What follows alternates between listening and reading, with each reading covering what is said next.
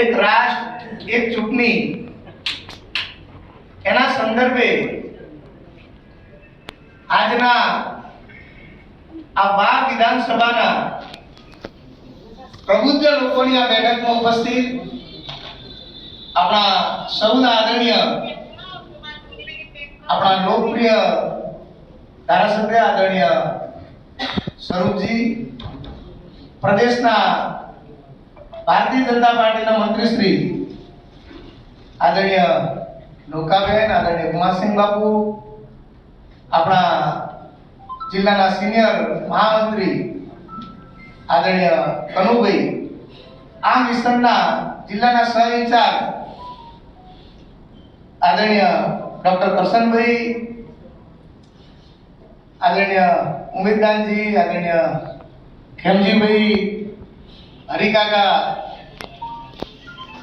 નગરપાલિકાના પ્રમુખશ્રી, પૂર્વ પ્રમુખશ્રીઓ, સ્ટેજ ઉપરના તમામ મહાનુભાવો, આમ તો કનુભાઈએ બધાના નામ લીધા છે, ઉપસ્થિત કાર્યમંડળના પ્રમુખશ્રીઓ, તમામ આગેવાનો, વેપારીઓ, ડોક્ટરો અને અલગ અલગ ક્ષેત્રના તમામ વિદ્વાન લોકો. અગાઉ સરપંચનું સંમેલન હમણાં છે. આમ તો 2014 પછી આદરણીય પ્રધાનમંત્રી નરેન્દ્રભાઈ મોદી એમને ભારતને એક રાષ્ટ્ર શ્રેષ્ઠ રાષ્ટ્ર બનાવવા માટેના ઘણા પ્રયત્ન કર્યા, ઘણા ઐતિહાસિક નિર્ણયો લીધા. એની અંદર કે રાજકીય રીતે ઉપર ઉઠીને કે વોટ બેંક થી પણ એમ થાય કે વોટ બેંક થી નારાજ થઈ જશે તો પણ એવા નિર્ણયો લીધા કે જે નિર્ણયોથી આખા દેશની અંદર આ ઐતિહાસિક નિર્ણયથી ઘણો બધો ફાયદો છે. આવા કયા કયા નિર્ણય લીધા આપણે જોઈએ તો વન નેશન વન રાશન. આખા દેશની અંદર કોરોના પછી 80 કરોડ લોકોને મફત જો અનાજ આપ્યું હોય ને તો નરેન્દ્રભાઈ આપ્યું. 80 કરોડ ઘણા દેશો છે કે એમની વસ્તી ન હોય, આટલા લોકોને મફત અનાજ કોરોના પછી કાયમી આપ્યું. આટલું જ નહીં, જ્યારે રાજસ્થાનના લોકો ગુજરાતમાં મજૂરી અર્થે આવે, ગુજરાતના લોકો ધંધા અર્થે મહારાષ્ટ્ર જાય તો એમને પણ એવી સગવડ કરી કે રેશન કાર્ડ આધારિત અહીંયા નહીં ત્યાં પણ એ પોતે અનાજ મેળવી શકે. એટલે આખા દેશની અંદર એક આખો દેશ એક જ છે તો વન નેશન વન રાશન. એની સાથે વન નેશન વન ટેક્સ. વેપારીઓને ખબર હશે 2014 પહેલા અલગ અલગ રાજ્યોના અલગ અલગ ટેક્સ હતા, અલગ અલગ વિભાગના અલગ અલગ ટેક્સ હતા. એમને આખા દેશની અંદર દેશ એક છે તો ટેક્સ પણ એક હોવો જોઈએ, એટલે જીએસટી શરૂ કર્યું. એક જ tax, one nation one constitution, એક જ બંધારણ. દેશ એક હોય તો બંધારણ એક હોવું જોઈએ. બંધારણ એક નહોતું. બંધારણ એક નહોતું એ માટે કે 370 ની કલમના આધારે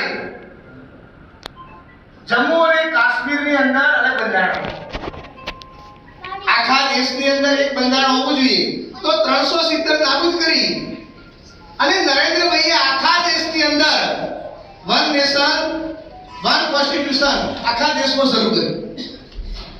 one nation one health card. જે લોકો ગરીબ વર્ગના, મધ્યમ વર્ગના આરોગ્યની દ્રષ્ટિએ ક્યાંક પોતે પોતાની દવા ન કરાવી શકે. ગુજરાતની અંદર પોતે મુખ્યમંત્રી હતા નરેન્દ્રભાઈ, એ વખતે મા કાર્ડ અને હમણાં વિગતવાર આપણને આપણા વડીલ કનુભાઈ સાહેબે વાત કરી. એ વખતે આ આયુષ્યમાન કાર્ડ દરેક જગ્યાએ આખા ભારતની અંદર 5 લાખ અને ગુજરાતમાં 5 રાજ્ય સરકાર આપે એટલે 10 લાખ સુધીની આરોગ્ય સેવા ફ્રી. એની સાથે વન નેશન વન ગ્રીડ પાવરનું વન નેશન કાર્ડ, આધાર કાર્ડ બધા હાથે જોઈન્ટ કર્યું, રેશન કાર્ડ હાથે જોઈન્ટ કર્યું, અત્યારે હાલ ચૂંટણી કાર્ડ હાથે પણ જોઈન્ટ કરવાની શરૂઆત કરી દીધી છે. બેંક ખાતે જોઈન્ટ થાય. વન નેશન વન અધિકાર. એક દેશ હોય તો અધિકાર પણ તમામને સરખા હોવા જોઈએ. ખાલી એક જ અમુક વ્યક્તિઓ હતા કે મુસ્લિમ સમાજની જે દીકરીઓ હતી, જે માતાઓ હતી, એમને અધિકારો નહોતા. એમને તલાક 3 વખત કે અને એમનું જીવન કાયમી વિખેરાઈ જતું. તે વખતે ટ્રિપલ તલાકથી નરેન્દ્રભાઈ એમને પણ અધિકાર આપ્યા. અને છેલ્લે આર્મીની અંદર અસમાનતા હતી, તો ત્યાં પણ one nation one rank one pension એમને પણ સમાનતા કરી આપી. એટલે ઘણા બધા પ્રયત્નો, દેશ એક હોય તો સમાનતા એક હોવી જોઈએ. વન નેશન વન ઇલેક્શન એ માત્ર આપણને એમ થાય કે ચૂંટણી ખર્ચ પૂરતો મુદ્દો નથી, પણ રાજનીતિક સ્થિરતા અને સુશાસન, ક્યાંક સમરસતા, આ બધા માટે વન નેશન વન ઇલેક્શન જરૂરી છે. આમ તો જોઈએ તો એક 5 સ્ટેપ 75 વર્ષ ઉપરનો સમય થયો દેશ આઝાદ થયા. એના પછી આપણે જોજો આપણી લોકસભા સંસદ ભવન એ વર્ષો જૂનું અંગ્રેજોના સમયનું એ હતું. એ વખતે 33 કરોડ પ્રજા હતી જનસંખ્યા. આજે જનસંખ્યા 140 કરોડ છે. ક્યાંક બધાને એમપી હોય, આટલો મોટો વિસ્તાર હોય, ન્યાય ન મળે, એ બધાને ફરીથી ડિલિમિટેશન ની અંદર આ બધું જ વ્યવસ્થિત થાય એના માટે જે 5 સ્ટેપ છે એની અંદર નવું વિશાળ સંસદ ભવન એમને બનાવ્યું. 33% મહિલાઓને આરક્ષણ આપ્યું. વન નેશન વન ઇલેક્શન જે વર્ષો જૂનું દરેકનું સપનું હતું, પણ એની શરૂઆત કરી. વસ્તી ગણતરી થશે અને એના પછી ડિલિમિટેશન આધારે કદાચ તમામની સંખ્યા વધશે, સંસદ પણ મોટું થશે. એના લીધે આદરણીય નરેન્દ્રભાઈ આ શરૂ કર્યું વન નેશન વન ઇલેક્શન, એક રાષ્ટ્ર એક ચૂંટણી. શરૂઆતમાં જ્યારે એક રાષ્ટ્ર અને એક ચૂંટણી હતી, એના આધારે ફરીથી આના થોડા શરૂઆતમાં જે તે વખતે ભારત આઝાદ થયો ત્યારે જોઈએ તો 1947 માં દેશ આઝાદ થયો. 1950 માં આપણે ગણતંત્ર થયા, એટલે આપણે આપણા કાયદા અમલમાં લાવ્યા. પહેલી ચૂંટણી 1951 શરૂઆત કરી, 52 માં ચૂંટણી થઈ. બીજી ચૂંટણી 1957 માં થઈ, ત્રીજી 1962 અને ચોથી 1967. આ 4 ચૂંટણી આખા દેશની તમામ રાજ્યોની વિધાનસભા અને આપણી લોકસભા આ બધી ભેગી ચૂંટણી હતી. ત્યાં સુધી ભેગી હતી. એના પછી આ સાયકલ કેમ તૂટી તો 1967, એના પછી 1972 માં ચૂંટણી આવી જોઈએ. એ વખતે ઇન્દિરાજીએ 11 મહિના પહેલા લોકસભા ભંગ કરી, એટલે 1971 માં ચૂંટણી આવી. સાયકલ ભંગ થયો, નવા રાજ્યોની થોડી સ્થાપના થઈ અને ક્યાંક એમને રાજકીય રીતે દુરુપયોગ કર્યો અને તમામ અમુક રાજ્યોની અંદર કઈ રીતે એમને રાજ્યો ભંગ કર્યા. એટલા માટે આ ચૂંટણી ફરીથી આવી. એના માટે હવે ફરીથી ત્યાં જવા માટે આપણે આમ તો દરેક જગ્યાએ આપણને ઘણી વખત એમ થાય કે આ સરકારનો વિષય, ત્યાં આગળ ગમે તે રીતે સંસદમાં પસાર કરવાનો હોય, પણ કોઈ પણ વાત આપણને ખબર હોવી જોઈએ. આપણે જન ઝુંબેશ ઉપાડવાની જરૂર છે. ખરેખર આપણા માટે જરૂરી શું છે? જ્યારે સરકારે ખેડૂતો માટે 3 કાયદા બનાવ્યા, આપણને ખબર નથી કે આપણા માટે ખરેખર લાભદાયક છે. અમુક લોકો એનો વિરોધ કર્યો. સારા કાયદા ખેડૂતોના હતા, છતાં પરત એમ કરવા પડ્યા કે સાચી વાતનો વિરોધ થાય.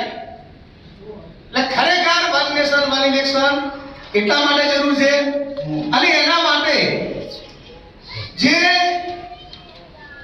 આજથી નહીં પણ એની શરૂઆત પહેલથી થઈ.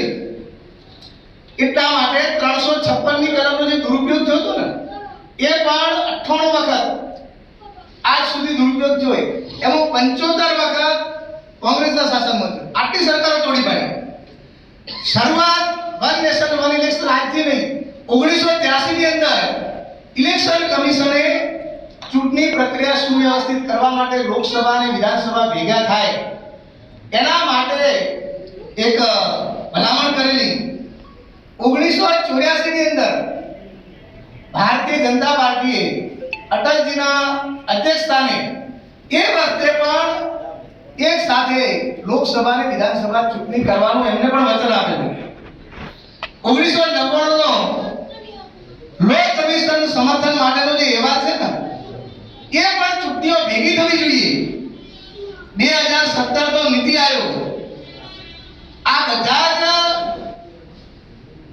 જે કઈ આગળની ઝુંબેશ હતી મુહિમ હતી એના આધારે માનનીય નરેન્દ્રભાઈ મોદીએ 19 જૂન 2019 ના લોકસભાની અંદર સર્વદળીય બેઠક બોલાવી. એ બેઠકની અંદર લોકસભામાં 19 પક્ષો હતા. એમાંથી 16 પક્ષો વન નેશન વન ઇલેક્શનના તરફેણમાં હતા. 3 પક્ષો વિરુદ્ધમાં હતા. એના પછી ભારતીય જનતા પાર્ટીએ જ્યારે 2024 અને 2019 આ બે ચૂંટણીઓની અંદર ઇલેક્શન મેનિફેસ્ટો એટલે ચૂંટણી ઢંઢેરામાં પણ આ ચૂંટણીઓ ભેગું કરવાનો એ વખતે એમનો સમાવેશ કરવામાં આવ્યો હતો. એના પછી શું થયું? એના પછી આને કાયદાકીય રૂપ આપવા માટે સપ્ટેમ્બર 2023 આપણા ભૂતપૂર્વ રાષ્ટ્રપતિ કોવિંદજીના નેતૃત્વની અંદર હાઈ પાવર કમિટીની રચના કરવામાં આવી. એની અંદર અમિતભાઈ શાહ થોડી વાર બહાર બેસો થોડી વાર બહાર બેસો. અમિતભાઈ શાહ, સુપ્રીમ કોર્ટના વકીલ હરીશભાઈ સાલ્વે, ગુલાબ નબી આઝાદ, એનકેસી સેવા તમામ સભ્યોનો એની અંદર સમાવેશ કર્યો. હવે એના પછી આ કમિટીએ શું કર્યું? તો કમિટીએ રાજકીય જે પાર્ટીઓ હતી 63 પાર્ટીઓને બોલાવવામાં આવી. એની અંદરથી 47 પાર્ટી એમની સમક્ષ હાજર થઈ. 32 પાર્ટીઓ સમર્થન આપ્યું. 15 પાર્ટીઓ વિરોધ કર્યો. એટલે 68% પાર્ટીઓએ સમર્થન આપ્યું. રાજકીય પાર્ટીઓ કે ચૂંટણી બંને એક સાથે હોય તો જ આ દેશને ફાયદો થાય. સુપ્રીમ કોર્ટના જે પૂર્વ ન્યાયાધીશ હતા એમને 100% સમર્થન આપ્યું કે ખરેખર ચૂંટણી એક સાથે હોવી જોઈએ. S chief justice of high court 75% સમર્થન આપ્યું. ચીફ ઇલેક્શન કમિશન 100% સમર્થન. એસ સ્ટેટ ઇલેક્શન કમિશન 100% સમર્થન. આ બધું એમને સમર્થન આપ્યું. એમને 18,626 એટલે કે 18,000 કરતા વધારે પાનાનો એક અહેવાલ તૈયાર કર્યો. 190 દિવસ આ કામ ચાલ્યું અને 21 વોલ્યુમમાં એનો અહેવાલ રજૂ કર્યો. 100 અલગ અલગ અખબારોની અંદર 16 ભાષામાં એની જાહેરાત આપી. 21,000 થી વધારે રિસ્પોન્સ મળ્યા. 83% લોકોએ એની અંદર એમ કહ્યું કે one election one nation one election એક રાષ્ટ્રમાં એક ચૂંટણી હોવી જોઈએ. બંને ચૂંટણી ભેગી કરવી જોઈએ. અને એના પછી કારણ કે શેના માટે કરવું? અત્યારે 96 કરોડ લગભગ 80 લાખ જેવા આટલા મતદારો છે. આટલા મતદારો ભેગા થાય 1 કરોડ લોકો આ ચૂંટણી કાર્યમાં રોકાય. છેલ્લા 30 વર્ષથી એકેય વર્ષ એવું નથી કે વિધાનસભા કે લોકસભાની ચૂંટણી ન હોય. રાજસ્થાનમાં હોય, ગુજરાતમાં હોય, મહારાષ્ટ્રમાં હોય. એના માટે આચારસંહિતા આમ તો ઓછામાં ઓછી 45 દિવસ, વધુમાં વધુ 85 દિવસો આચારસંહિતા આવે. એના પહેલા 3-4 મહિના શિક્ષકો મતદારોની તૈયાર કરે.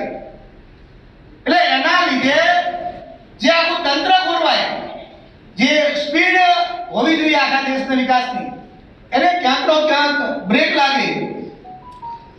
અત્યારે માની લો કે આ બધી જ ચૂંટણી અલગ અલગ થાય તો કમસે કમ તો 400-500 લાખ કરોડ ખર્ચ થાય. જો એક જ થાય તો 50-60 હજાર કરોડની અંદર એ પતી જાય. મોંઘવારી ઘટે, આટલો બધો ખર્ચ થાય ના થાય તો મોંઘવારી ઘટે, જીડીપીમાં વધારો થાય, ઇન્ડસ્ટ્રીયલ આઉટપુટ વધે અને બંને ચૂંટણી ભેગી હોય લોકસભા અને વિધાનસભા, સર 10 થી 12% મતદાનમાં વધારો થાય. તમામ એનો ઉપયોગ કરે. આ બધું જ જોતા એ જે અહેવાલ હતો એ અહેવાલ માર્ચ 2024 ની અંદર રાષ્ટ્રપતિને સુપ્રત કર્યો. કારણ કે આ એક કાનૂની પ્રક્રિયા. એ અહેવાલ સુપ્રત કર્યા પછી એમને 18 સપ્ટેમ્બર 2024 ની અંદર કેબિનેટ દ્વારા એનો સ્વીકાર કર્યો. કેબિનેટ દ્વારા સ્વીકાર કર્યો અને એના પછી ડિસેમ્બર 2024 ની અંદર આદરણીય નરેન્દ્રભાઈની સરકારે બંધારણનો 129મો સુધારો લોકસભામાં રજૂ કર્યો. છતાં લોકસભામાં સીધો મંજૂર કરવાની ગણતરી એ માટે નહોતી કે લોકોને બધાને ખબર પડે, સંસદની અંદર જે લોકો હોય એમના પર ચર્ચા થાય. એના માટે જેપીસી જોઈન્ટ પાર્લામેન્ટરી કમિટી એની અંદર બધા જ પક્ષોના લોકો હોય, બધા જ પક્ષોના સંસદ એમ હોય, એ જેપીસી કમિટીમાં મૂકવામાં આવ્યો અને અત્યારે હાલ જેપીસીની સમક્ષ એ અહેવાલ ચર્ચા વિચારણા માટે છે. આ વારંવાર એ કરવાથી કોઈ પણ સંજોગે આપણા ઉપર એટલી જાગૃતિ હોવી જોઈએ. આજે આ કરવા જઈએ તો આની શરૂઆત 10 વર્ષ પછી થશે. આજે આ બધું કરીએ તો એને 10 વર્ષ થઈ જાય અને 2034 થી આ અમલમાં થાય. એના માટે સંસદમાં પસાર કર્યા પછી એ આર્ટિકલ 82A એની અંદર જોડવાનો છે. સંસદનો પીરિયડ કેટલો હોય એના માટે આર્ટિકલ 83 સંશોધન કરવું પડે. વિધાનસભાનો પીરિયડ માટે આર્ટિકલ 172 સંશોધન કરવું પડે. પણ આ બધું જ સંસદ કરશે. આપણે કોઈ પણ સંજોગે આ વાત તમામ સુધી પહોંચાડવાની છે. ખરેખર ફાયદો શેનો છે? આ વાત જે ફાયદો છે એ વિરોધ પક્ષને એની ખબર છે કે આની અંદરથી આટલો ફાયદો થાય છે. છતાં પણ મોદી સરકારનો કોઈ પણ વિષય હોય, કોઈ પણ યોજના હોય, એમને માત્ર વિરોધ કરવો, એના સિવાય બીજો કોઈ એમની પાસે રસ્તો નથી. 2015 ની અંદર સ્ટેન્ડિંગ કમિટીએ જે રિપોર્ટ આપ્યો હતો ને એના ચેરમેન EM સુદર્શન હતા. એ વખતે પણ વન નેશન વન ઇલેક્શનની એમને સંમતિ આપી હતી, એમનું અનુમોદન આપ્યું હતું. 2019માં જે તે સમયે શરદ પવારે આપણા કેન્દ્રીય મંત્રી પ્રહલાદ જોશીને વન નેશન વન ઇલેક્શનની અંદર સમર્થન પત્ર આપ્યું. કરુણાનિધિ એમની આત્મકથામાં પણ વન નેશન વન ઇલેક્શનના એને સમર્થન આપ્યું. ખરેખર આમ જોવા જઈએ તો વિપક્ષો એનો વિરોધ કરે. એમને વન નેશન વન ઇલેક્શન જોઈએ છે, એમને પણ દેશની અંદર આ વાત જોઈએ છે, પણ નરેન્દ્રભાઈ કરે છે આ સારું કામ એટલે અમને ગમતું નથી અને વન નેશન વન ઇલેક્શનનો વિરોધ એવા લોકો જ કરે છે કે આ દેશને ભારતને દેશ તરીકે સ્વીકારતા નથી. રાહુલ ગાંધી હોય કે એમના વિદેશી સલાહકાર શામ પિત્રોડા હોય, એ ભારતને યુનિયન ઓફ સ્ટેટ, એક સ્ટેટનો તમામ રાજ્યોનો સમૂહ એ જે સ્વીકારે, એ દેશ તરીકે નથી સ્વીકારતા. દેશને અલગ પાવર મળી જાય એ ન સ્વીકારે. કર્ણાટકની સરકારે તો એમના રાજ્યની અંદર અલગ ધ્વજની માંગણી પણ કરી. તામિલનાડુની સ્ટાલિન સરકાર હોય કે પશ્ચિમ બંગાળની મમતા બેનર્જીની સરકાર હોય, કેન્દ્ર સરકાર લોકસભાની અંદર કોઈ નિયમ બનાવે, લોકસભાની અંદર કોઈ યોજના હોય ને, યોજના પણ તે લાગુ ન પડવા દે. આવા લોકો જ એનો વિરોધ કરે અને આ દેશની અંદર દેશને એક કરવાનું કામ આદરણીય સરદાર વલ્લભભાઈ પટેલે કર્યું. 562 રજવાડા એક કર્યા, 3 રજવાડા બાકી રહ્યા. હૈદરાબાદ એ વખતે, જુનાગઢ અને જમ્મુ કાશ્મીર, આમ ટોટલ 3 બાકી રહ્યા. એનો ઝઘડો થયો, પણ જેટલા 562 રજવાડા એક કરીને એમને આ બધું જ કર્યું હોય, એના પગલે પગલે આદરણીય નરેન્દ્રભાઈ મોદી અને આપણા અમિતભાઈ શાહ એ પણ આ દેશને એક કરીએ. કઈ રીતે દેશ એક દેશ હોય અને એની અંદર એક જ કાયદા હોય, તમામને એક જ નિયમ લાગુ પડે, તમામ ચૂંટણી પણ એક જ થાય, એના માટે પ્રયત્ન કરી રહ્યા છે. આપણે પણ આ વાત જેપીસીમાં છે ત્યાં સુધી ભલે એ ચર્ચા એમ કરે, આપણે પણ ખરેખર અંતરાત્માથી આપણે કહીએ કે આ એક દેશ, એક રાષ્ટ્ર, એક ચૂંટણી હોય એ આખા દેશને ફાયદા માટે છે. એના માટે એના વાતને આપણે આગળ વધારીએ. આપ સૌનો ખૂબ ખૂબ આભાર. અસ્તુ. ભારત માતા કી જય.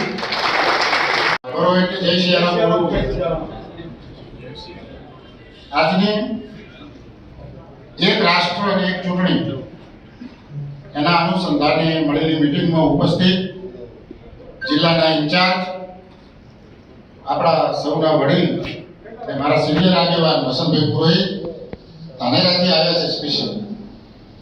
એમની જોડે સહ ઇન્ચાર્જ થરાદના ડોક્ટર કરશનભાઈ પટેલ, મોટી હોસ્પિટલ છે થરાદમાં, ઓળખતા હોય કોઈ ત્યાં જતા હોય.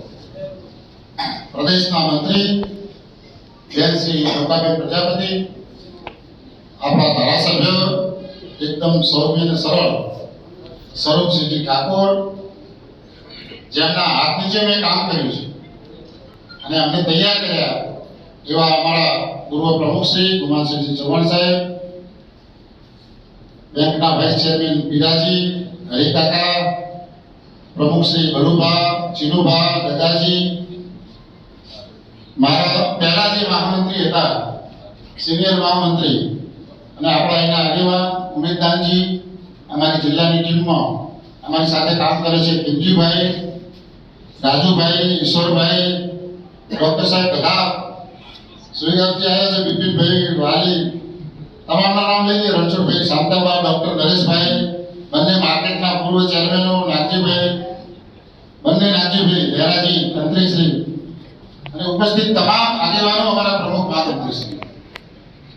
વિષય તો વસંતભાઈ છે, પણ વચ્ચે બે મુદ્દા છે જે હું આપને કહી દઉં. એક હમણાં પાર્ટીનો કાર્યક્રમ આવ્યો છે, વયવંદના કાર્યક્રમ.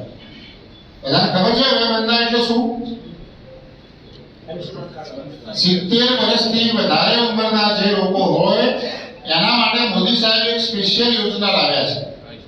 આમ આપણે આયુષ્માન કાર્ડ નીકાળીએ ને, અમે આવકના દાખલાની મર્યાદા છે કે આટલી આવક હોય એને જ આયુષ્માન કાર્ડ મળે. પણ 70 વર્ષથી જે વધારે લોકો હોય એમને કોઈ પણ આવકના દાખલાની જરૂર નથી. એ કોઈ પણ જ્ઞાતિના હોય, પૈસાદાર હોય કે ગરીબ હોય, પણ દરેકની દવા મફતમાં થઈ શકે એના માટે એક સરકારી યોજના આવી છે. એ યોજનામાં કામ આપતો આરોગ્ય વિભાગ કરી રહ્યો છે. એટલે જેટલા પણ પીએચસી હશે આપણા વિધાનસભામાં, એ પીએચસીના આરોગ્ય કર્મચારી, એમના પાસે લિસ્ટ છે કે કેટલા લોકો 70 વર્ષથી ઉપરના છે, એમના પાસે નામ નંબર સાથે લિસ્ટ છે. પણ એની સાથે હું આપને ભાજપના કાર્યકર્તાઓને બેઠેલાને વિનંતી કરું છું કે દરેક વ્યક્તિ પોતાના ગામમાં ચેક કરી લે. શક્તિ કેન્દ્રના પ્રમુખ હોય પોતાના શક્તિ કેન્દ્રમાં ચેક કરી લે. તાલુકા જિલ્લાના આગેવાન હોય તાલુકા પંચાયત કે જિલ્લા પંચાયતમાં ચેક કરી લે કે 70 વર્ષની કોઈ વ્યક્તિ વયવંદનાનું ફોર્મ ભર્યા વગર રહી જાય નહીં. એમાં તમને ક્યાંય તકલીફ પડે તો જે પીએચસી સીએચસી હોય એના કર્મચારીઓનો આપણે સંપર્ક કરવો અથવા પ્રમુખ મહામંત્રીનો સંપર્ક કરવો. એનું જે ફોર્મ ભરવાનું છે એમાં થોડા 10-12 સ્ટેપ છે. ઘણી વખત તકલીફ પડે પણ પીએચસીના કર્મચારી આપણને પૂરો સહકાર આપશે. તમે એમને ફોન કરશો ને કે અમારા ગામમાં 5 લોકો છે, તમે આવી જાઓ, તો આવી જશે. ના આવે તો સંગઠનના પ્રમુખ મહામંત્રીને જાણ કરવી તો એ વ્યવસ્થા કરાવશે. પણ આ બહુ મોટું પુણ્યનું કામ છે. મારી ખુદની હોસ્પિટલ છે ને, અહીંયા ડોક્ટરો બેઠા છે, નરેશભાઈ, કરશનભાઈ સાહેબ કે બીજા. 70 વર્ષની મોટી ઉંમરના મા બાપને લઈને જ્યારે દવાખાને આવે અને ડોક્ટર 5-10 લાખ રૂપિયા ખર્ચો કરે તો લોકો શું કહે ચાલશે કે હવે વાડીથી ઘરે લઈ જઈને સેવા કરશું.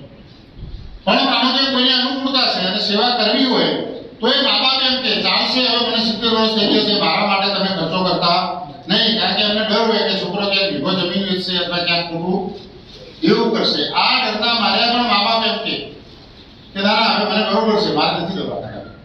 તો આ સૌથી મોટું પુણ્યનું કામ છે. અને પાર્ટીનું કામ તો છે પણ સૌથી મોટું પુણ્યનું કામ છે. કોઈને આપણે સીધી આર્થિક મદદ ના કરી શકીએ, વયવંદનાનું જો ફોર્મ ભરાઈ જશે તો એમની દવા થઈ જશે. 10 તારીખ સુધી આ કામ પૂરું કરવાનું છે.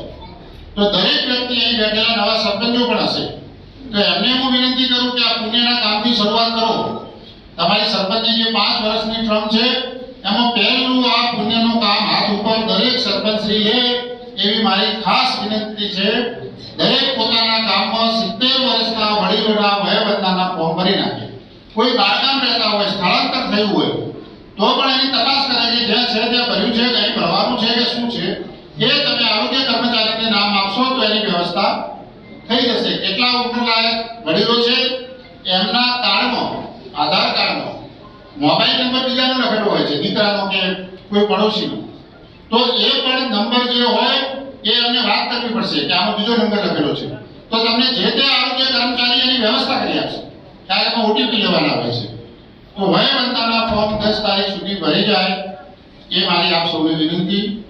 અને બીજો એક પરિપત્ર આજે થયો છે એટલે એ આવશે પ્રમુખ મહામંત્રીઓ પાસે. ગુરુ પૂર્ણિમા આવે છે 10મી તારીખે. 10 તારીખે ગુરુ પૂર્ણિમા છે. ગુરુ અને શિષ્યની પરંપરા ભારતની પરંપરા છે. ભારત સિવાય કોઈ દેશમાં ગુરુ શિષ્યનો સંબંધ નથી. અને અહીંયા તો ગુરુ શિષ્યનો સંબંધ એટલી બધી હાઈટ ઉપર ભારતની અંદર ગયેલો છે કે બાપ દીકરાનો સંબંધ પણ ત્યાં કામ ના આવે, બીજા સંબંધ પણ કામ ના આવે. એટલો પવિત્ર અને ઉચ્ચ કક્ષાનો ગુરુ શિષ્યનો સંબંધ આપણા ત્યાં ભારતીય પરંપરામાં છે. તો ગુરુ પૂર્ણિમાના દિવસે આ નવા ચૂંટાયેલા સરપંચોને અને આગેવાનોને બીજું પવિત્ર અને પુણ્યનું કામ વિનંતી કરું. આપણા ગામમાં રહેતા સાધુ સંત, રિટાયર્ડ શિક્ષકશ્રીઓ હોય, આપણને કોઈએ ભણાવ્યા હોય, કોઈ કલાકાર હોય તો એ પણ કલા જગતના ગુરુ કહેવાય. અને એમને પણ આપણે કોઈને ગુરુ માનતા હોય. ગુરુ દત્તાત્રેયને 24 ગુરુ હતા, એવી રીતે તમે કોઈને પણ ગુરુ માનતા હોય તો ગુરુ પૂર્ણિમાના દિવસે એમનું સાલ, શ્રીફળ જે કંઈ આપણને અનુકૂળતા હોય ફળ લઈ જઈએ, પણ એમનું સન્માન કરી આવીએ. અને કંઈ અનુકૂળતા ના હોય તો ભાવપૂર્ણ રીતે પણ એમના જઈને દર્શન કરી આવીએ. અને ગુરુનું જે મહત્વ છે આપણે જે મનમાં સમજીએ છીએ એ રીતે એમનું માન સન્માન જળવાય એ રીતે 5 જણને ભેગા લઈ અને એમને પગે લાગીએ. તો 10મી તારીખે ગુરુ પૂર્ણિમાના દિવસે કોઈ પણ વ્યક્તિ આ ગુરુ પૂર્ણિમાનો કાર્યક્રમ કરવાનું ચૂકે નહીં. અને આ કાર્યક્રમના ફોટા પણ સરળ એપમાં મુકાય, સોશિયલ મીડિયામાં મુકાય, જેથી કોઈ ભૂલી ગયું હશે ને તો બીજાને પ્રેરણા મળશે અથવા યાદ આવશે કે આજે ગુરુ પૂર્ણિમાથી મારે જવાનું રહ્યું. તો આ બંને કાર્યક્રમ બહુ સારી રીતે થાય એ રીતે મારી આપને સૌને વિનંતી છે. અહીંયા જે નથી આવ્યા એ લોકોને પણ આપ કહેજો. નવા ચૂંટાયેલા સરપંચીઓને ખૂબ ખૂબ અભિનંદન. આપની પહેલા એક કાર્યક્રમ થઈ ગયો એટલે એમાં બધાનું સન્માન સ્ટેજ વાળાનું થઈ ગયું હતું. એટલે તમને એમ કે આ બાકીનાનું સન્માન કેમ કર્યું ના કર્યું, એટલે બધાનું સન્માન થઈ ગયું હતું. બધાના ભાષણો પણ પતી ગયા છે. અને આ પછી તરત જ આપણો બીજો કાર્યક્રમ હતો. આપણા 2 વક્તા બહારથી આવ્યા હતા, વસંતભાઈ ને કરશનભાઈ સાહેબ, એટલે એમનું સન્માન આપણે હવે કર્યું. આગળનો વિષય એ રહેશે. ફરી સૌને ખૂબ અભિનંદન. અસ્તુ. ભારત માતા કી જય. વન નેશન વન ઇલેક્શન, એક રાષ્ટ્ર એક ચૂંટણી નો આજે ભાભર ખાતે મિટિંગનું આયોજન કરેલ છે. એમાં ઉપસ્થિત આપણા મુખ્ય મહેમાન આપણા વસંતભાઈ પુરોહિત એ દાનારેથી આવ્યા છે. એમનું હાર્દિક સ્વાગત કરું છું. માન્ય શ્રીમતી નૌકાબેન પ્રજાપતિ આપણા પ્રદેશ મંત્રી, એમનું પણ સ્વાગત કરું છું. માન્ય જિલ્લાના મહામંત્રી ને આપણા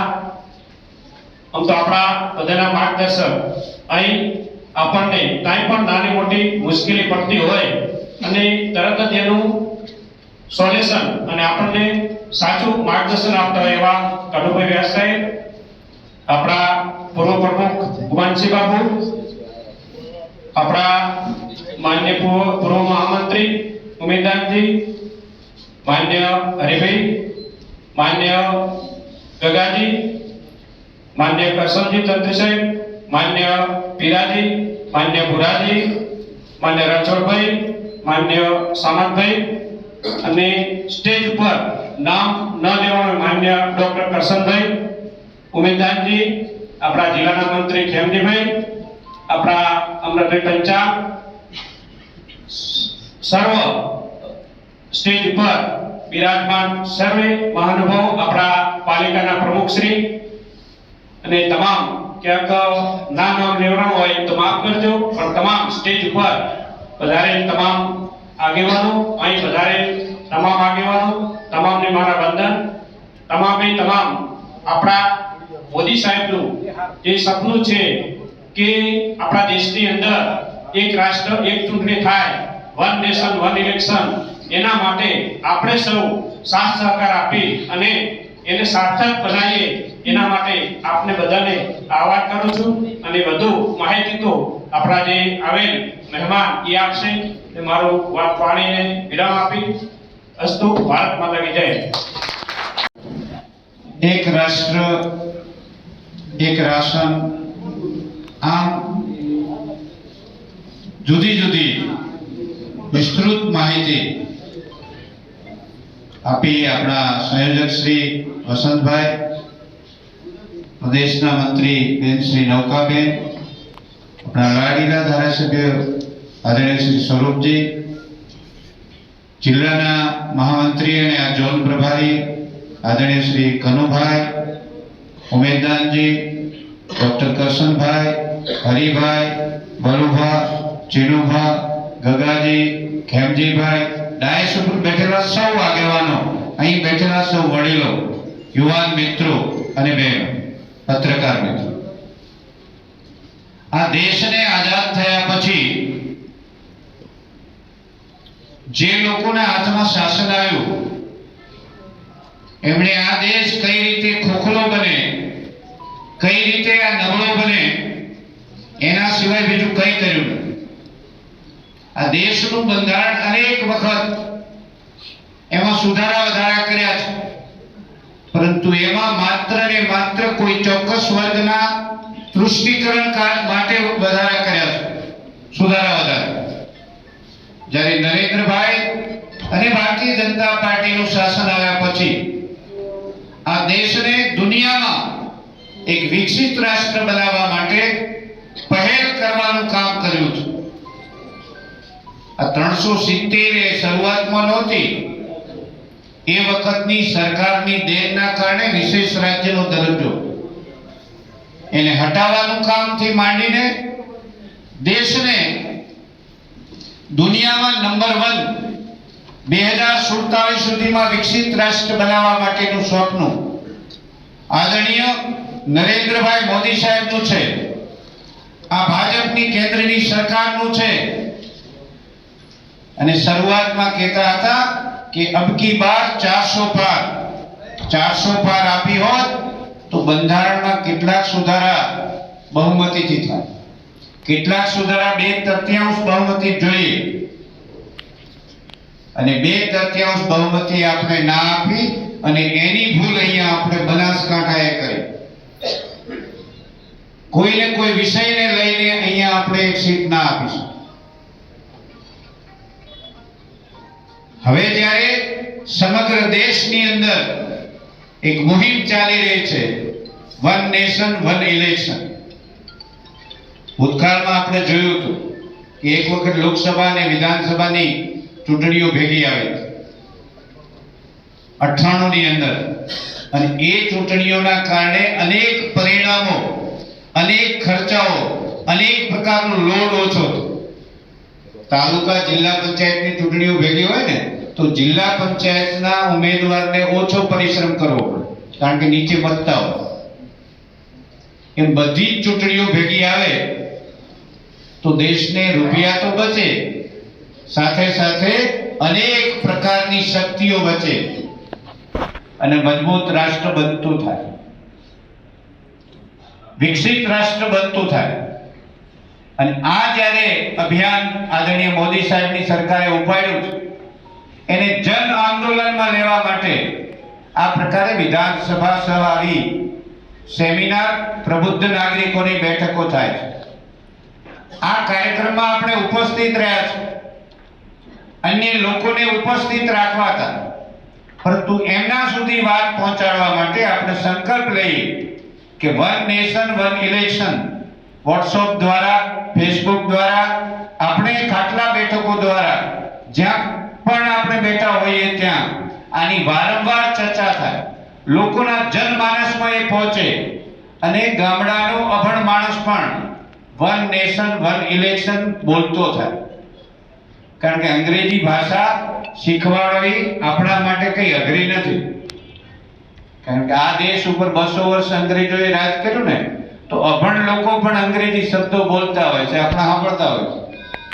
ઘણી વખતે માથાકૂટ થાય ને તો એમ કહેતા હોય કે જોયો તું મોટો જાટલીમેન્ટનો છોકરો થઈ ગયો. એ જાટલીમેન્ટ નથી, જેન્ટલમેન છે. હવે એવો સાચો હોય તો પ્રૂફ કરી બતાવો, આ પ્રૂફ સાબિત કરી બતાવો.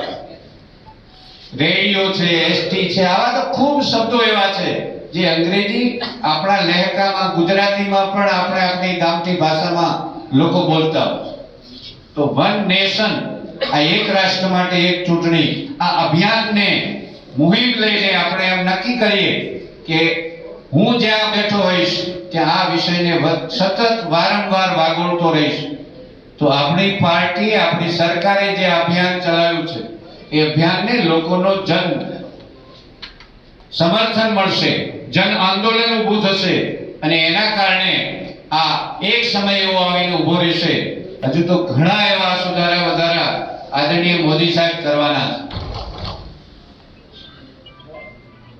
જે અત્યારે કૂદકે ને ભૂસકે વસ્તી વધી જાય છે, એને કંટ્રોલમાં લેવા માટે ક્યાંક એવો નવો કાયદો પણ આવશે કે ભાઈ જન નિયંત્રણ, અમે બે અમારા બે.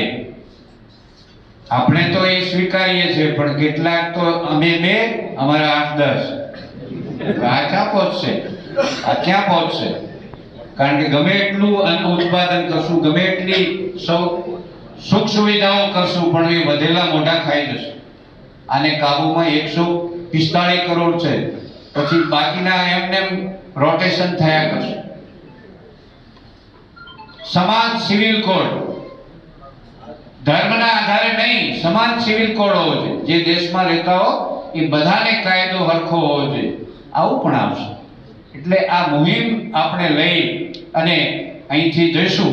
અસ્તુ ભારત માતા કી જય.